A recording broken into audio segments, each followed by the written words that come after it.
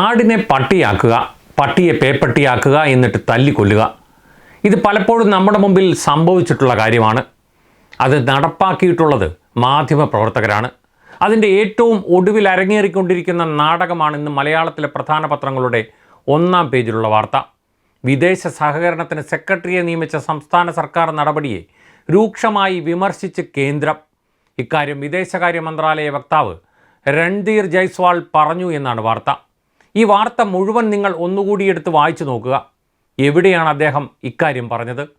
അത് പറയാൻ വേണ്ടി മാധ്യമപ്രവർത്തകരുടെ ചോദ്യത്തിന് ഉത്തരമായി പറയുകയായിരുന്നോ? ഇക്കാര്യം ആ വാർത്തയിലില്ല.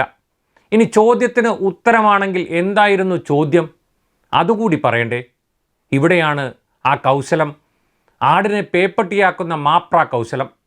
തികച്ചും കളവായ ഒരു വാർത്തയെ വീണ്ടും അവതരിപ്പിക്കുകയാണ് പുതിയ കുപ്പിയിൽ. ഇതിനടിസ്ഥാനമായ നാടകം തുടങ്ങിയത് 6 ദിവസം മുമ്പാണ്. സംസ്ഥാന സർക്കാർ ഒരു ഉദ്യോഗസ്ഥയെ വിദേശകാര്യ സെക്രട്ടറിയായി നിയമിച്ചു എന്നതായിരുന്നു വാർത്തയുടെ തലക്കെട്ട്. ഇത് BJP സെല്ലുകൾ സോഷ്യൽ മീഡിയയിൽ വൈറലാക്കി. സമീപകാലത്തായി കണ്ടുവന്ന ഒരു പ്രവണതയുടെ ഏറ്റവും അവസാനത്തെ ഉദാഹരണമായിരുന്നു ഈ വാർത്ത. ഒരു സർക്കാർ വിരുദ്ധ വാർത്ത ഉണ്ടാക്കാനും പ്രചരിപ്പിക്കുവാനും ഉള്ള അവസരം നഷ്ടപ്പെടരുത് എന്ന് ചിലരുടെ വാശിയുടെ അടിസ്ഥാനത്തിലാണ് ഇതുപോലെയുള്ള വാർത്തകൾ പിറക്കുന്നത്. എന്നാൽ ഏറ്റവും കുടിലത നിറഞ്ഞ വാർത്തയായിരുന്നത്. ദേശവിരുദ്ധതയുടെ മുദ്ര മലയാളിയുടെ നെറ്റിയിൽ കുത്താനുള്ള ആരുടെയോ തന്ത്രമായിരുന്നു അതിനു പിന്നിൽ. എന്നാൽ അത് തിരിച്ചറിഞ്ഞ് അന്ന് തന്നെ കേരളത്തിൻ്റെ ചീഫ് സെക്രട്ടറി ആ ഇംഗ്ലീഷ് വാർത്തയ്ക്ക് മറുപടി നൽകി. നമ്മൾക്ക് കൂടി ഈ വാർത്തയുടെ സത്യം ഒന്ന് പരിശോധിക്കേണ്ടതുണ്ട്. സംസ്ഥാന സർക്കാർ വിദേശകാര്യ സെക്രട്ടറിയെ നിയോഗിച്ച് ഉത്തരവിറക്കിയോ? ഇല്ല. വിദേശകാര്യം കേന്ദ്ര സർക്കാരിൻ്റെ വിഷയമാണ് എന്ന അടിസ്ഥാന വസ്തുത അറിയാത്തവരാണോ സർക്കാരിലിരിക്കുന്നവർ?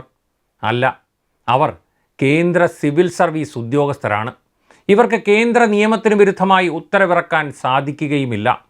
പിന്നെ എന്താണ് ഈ ഉത്തരവിലൂടെ സർക്കാർ ഉദ്ദേശിച്ചത്? സംസ്ഥാനങ്ങളുമായി വിദേശ രാജ്യങ്ങൾ, പല വിദേശ ഏജൻസികൾ, മൾട്ടിലാറ്ററൽ ഏജൻസികൾ, വിദേശ രാജ്യങ്ങളുടെ എംബസികളിൽ പ്രവർത്തിക്കുന്ന സ്ഥാപനങ്ങൾ, പ്രതിനിധി സംഘങ്ങൾ കേരള സംസ്ഥാന സർക്കാരിനോട് നിരന്തരം ബന്ധപ്പെടാറുണ്ട്. ഈ ഇടപാടുകളിലൂടെ വാണിജ്യ, വ്യാവസായിക, സാംസ്കാരിക രംഗങ്ങളിൽ സഹകരിച്ച് പ്രവർത്തിക്കുവാനുള്ള ബന്ധങ്ങൾ സ്ഥാപിക്കാറുണ്ട്. സംസ്ഥാനത്തിൻ്റെ മുഖ്യമന്ത്രിയോ മന്ത്രിമാരോ വിദേശത്ത് പോകുമ്പോൾ അവിടെ നടക്കുന്ന ചർച്ചകളുടെ ഫലമായി പല പ്രതിനിധികളും കേരളം സന്ദർശിക്കാറുണ്ട്, പുതിയ ബന്ധങ്ങൾ തേടാറുണ്ട്. മുൻ വർഷങ്ങളിൽ ഇവ പ്രത്യേക വകുപ്പുകളുടെ ചുമതലയായിട്ടായിരുന്നു കണ്ടിരുന്നത്. ഇതുപോലെയുള്ള ചർച്ചകളുടെ എണ്ണം കൂടി വന്നപ്പോൾ കുറെ കൂടി മെച്ചപ്പെട്ട കോർഡിനേഷൻ ആവശ്യമാണെന്ന് കണ്ടു.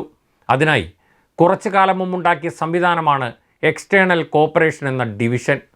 ഈ പദവിയിൽ ആദ്യമെത്തിയ സിവിൽ സർവീസ് ഉദ്യോഗസ്ഥയല്ല വാസുകി.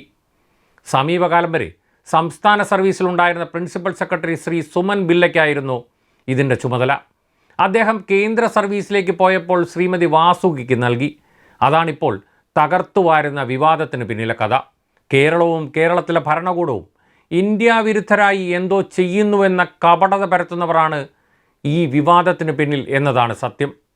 എന്താണ് ചെയ്യേണ്ടതെന്നുള്ളതും ഉത്തരവിൽ വ്യക്തമായി പറഞ്ഞിട്ടുണ്ട്.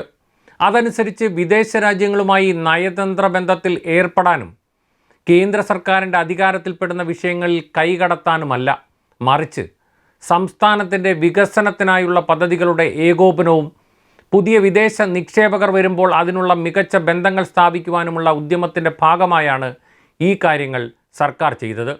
ഈ ജോലി നിർവഹിക്കുന്ന ഉദ്യോഗസ്ഥർ മറ്റു പല സംസ്ഥാനങ്ങളിലും ഉണ്ട്. അതൊന്നും ഇപ്പോൾ വിവാദം സൃഷ്ടിക്കുന്നവർ അറിയുന്നുപോലുമില്ല. താൻ എഴുതുന്നത് വാസ്തവമല്ല എന്ന് പൂർണ്ണ അറിവോടുകൂടി ഒരു പത്രപ്രവർത്തകൻ കരുതിക്കൂട്ടി ഒരു കള്ളവാർത്ത ചമച്ച് ഉണ്ടാക്കുന്നതിൻ്റെ ഉദാഹരണമാണിത്.